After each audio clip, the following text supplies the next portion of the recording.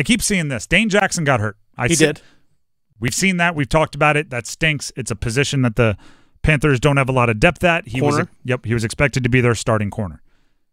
So now that that's happened, I keep seeing this brought up. Mm-hmm.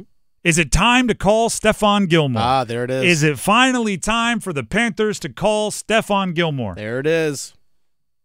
I mean, the answer to that is yes, but it's only part of the equation here. It's time to call and beg. It's time to call and plead. And the reason being, just because you call, like, making the call doesn't mean Stephon Gilmore is going to jump at the opportunity, right? He's not a beggar in the street that you're like, hey, you want $4 million? And he's going to go, yes, and run, skip into the facility the next day. Like, I'm so happy you're giving me this opportunity. He's not some undrafted free agent. Stephon Gilmore has made $109 million in his career earnings. He has won a Defensive Player of the Year. He has been as top level as you can possibly be at the sport of football. He needs to be convinced to go somewhere and play.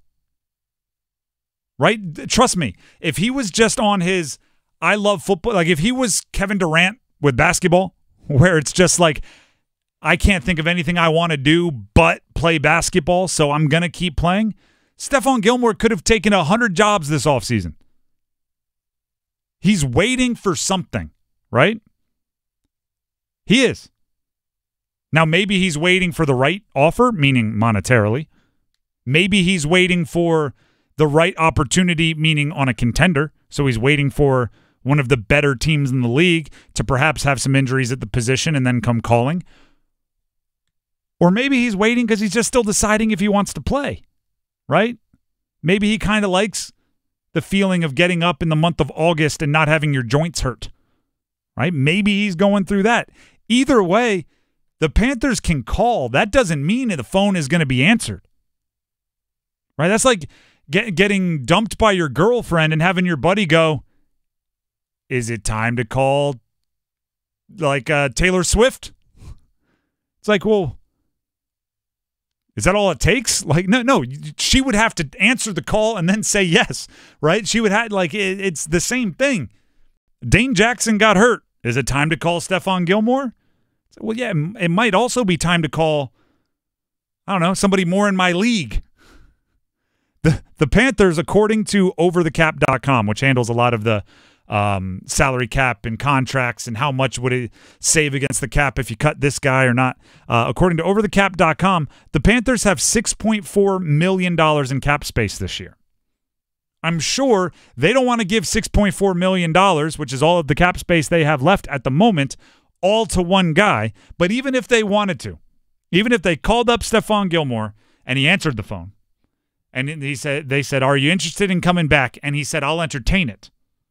Even if all of that happens and they wanted to give every bit of cap space they have to him, Gilmore hasn't made less than $6.4 million for a season of professional football since the last year of his rookie contract before his fifth-year option, which would have been his fourth year in the league back in 2015 for Buffalo. Yeah, that's a while ago. And some of you are going, oh, yeah, he played for Buffalo. It was that long ago, before the Patriots. So when you say Dane Jackson is hurt, should they call Stephon Gilmore? I get the motivation, right? The Panthers need a cornerback. They desperately need cornerback depth. They have J.C. Horn on one side, and they have 4 or 5 maybes on the other side right now. Yeah, Deshaun Jameson, Lamar Jackson, DiCaprio Bootle. Shao Smith-Wade, the 5th-round rookie. I don't know, right? Troy Hill. I don't necessarily think it is exclusively the Panthers' choice if they want to go ahead and reach out to Stephon Gilmore. Now, if they want to reach out and, hey, we want to pitch you, right? We got a PowerPoint presentation that we'd like to show you about all the things we can offer outside of being a contender and a whole bunch of money. Then sure, they can do that, but volume. And what I mean by that is call Stephon Gilmore. If he sends you straight to voicemail, have another corner you're willing to call. Because there is a need. And you have first waiver. So maybe pay attention to rosters around the league and maybe you can grab your guy that way. But it's I'm saying all this to say this. It ain't that simple. If it was, we could all be a GM. We need a corner. All right, it's time to call the best available corner on the market. Perfect. It'd be the easiest job in the world. Hey, we need a running back. All right, call the best one available, and they'll just show up because we called. It ain't that simple. Panthers brought in another offensive lineman today. They signed one, and they actually picked one off of waivers yesterday as well. And actually, with the waivers, it does kind of work that way. If somebody gets cut, they do just kind of get to call and say, hey, guess what? You're coming here. To Carolina. But in free agents, it just doesn't work that way.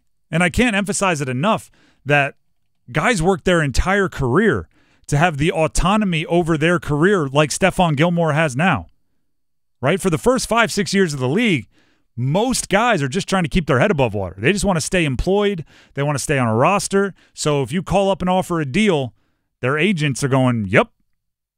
Stephon Gilmore being a multiple-time All-Pro, multiple-time Pro Bowler, Defensive Player of the Year, $100 million in career earnings, all of this, he's gotten where so many guys want to go, which is he has leverage. He has the power to say no.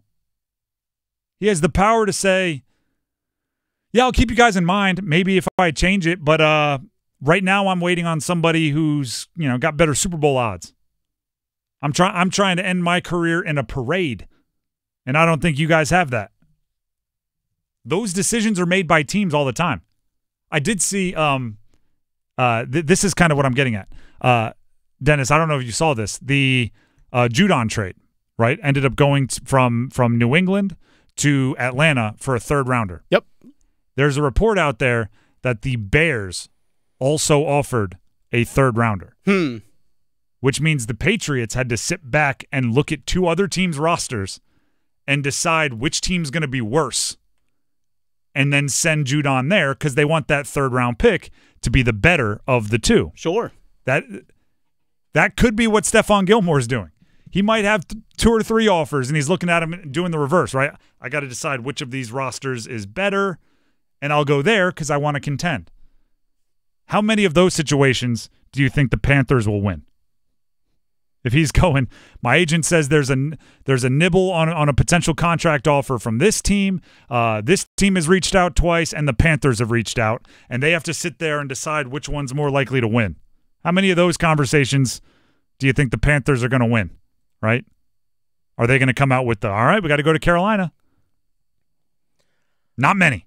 I do know the Panthers defensive backs, especially the backups behind J.C. Horn, looked good in the joint practice yesterday against the Jets. They did. So I wonder if the Panthers are going to look and say, hey, you know what? Some of these backup DBs in the first preseason game looked pretty good. Some of the guys that we mentioned. It's like maybe if they look good again, maybe we don't have to really push for it because you know what? These are young guys that we need to develop. They need more reps too. If their evaluations say 2 or 3 of these guys might be quality NFL, like we can contribute players on the field? Yeah. Heck yeah. I love that. Find the diamond in the rough now. Yeah, you and I talked a lot yesterday about Shaw Smith-Wade, about how he's had a really good camp and actually played him a bit on the outside as opposed to inside with the slot behind Troy Hill. You never know. If you found a 5th-round corner that can actually play for you out there on the field other than special teams, then awesome. Awesome job. What was Tariq Woolen for the Seahawks? 5th rounder. That's exactly what Shaw Smith-Wade was. Mm-hmm. Granted, he's 6'4", and Smith-Wade is a little smaller. 5'10". But like if you find a diamond in the rough in the 5th round,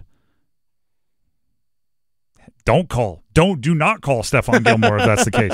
Save that little bit last remaining cap space you have for a different position of need. Which, by the way, this will be my last point on the subject.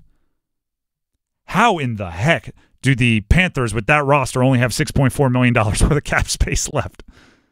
Where did the money go? That's what I want to know.